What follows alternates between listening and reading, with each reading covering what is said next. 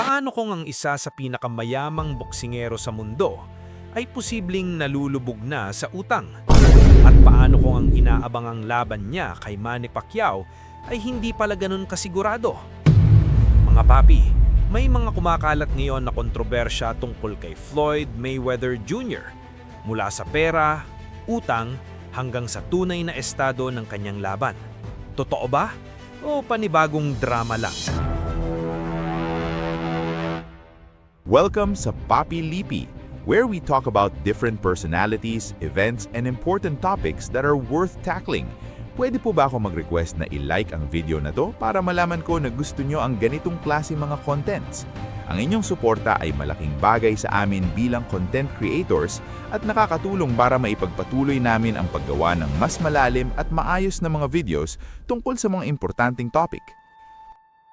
Ayon sa mga lumalabas na balita online, sinasabing nakatanggap umano si Mayweather ng advance payment na humigit kumulang $70 million mula sa Netflix para sa isang laban na inaasahang mangyayari sa September 19 laban kay Manny Pacquiao. Pero ang twist, matapos umanong matanggap ang bayad, may mga pahayag na lumabas na sinasabing exhibition fight lang daw ito. Pero teka, hindi ito ang nasa kontrata ng Netflix. Kung exhibition lang, bakit parang full-scale fight ang usapan? At kung totoong laban, bakit tila binabago niya ang terms? May mga haka-haka tuloy na baka ito ay isang paraan para kumita muna bago magkaroon ng komplikasyon sa mismong laban. Ngayon, mas lalong uminit ang usapan dahil sa mga lumalabas na claims tungkol sa financial status ni Mayweather. May mga nagsasabing may utang umano siya sa IRS o US Tax Authority noon na umabot ng $7.3 million sa kanyang unpaid taxes sa taon 2018 at 2023. May reports din dati tungkol sa unpaid rent na $330,000 for a US luxury condo.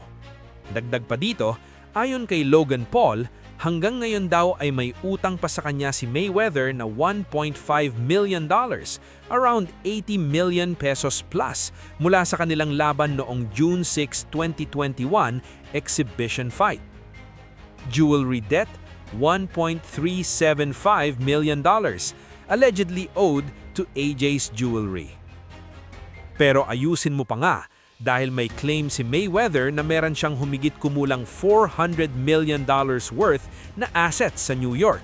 Pero ayon sa mga critics, wala raw malinaw na public proof na siya nga ang may-ari ng mga ito. Important note, marami sa mga ito ay allegations at reports lang at hindi lahat ay fully confirmed o updated, kaya kailangan pa ring maging maingat sa paniniwala. Kilalang kilala si Mayweather sa kanyang lifestyle, private jets, luxury watches, milyon-milyong cash na ipinapakita sa social media. Pero ang tanong, sustainable ba ang ganitong lifestyle kahit retired na siya sa professional boxing?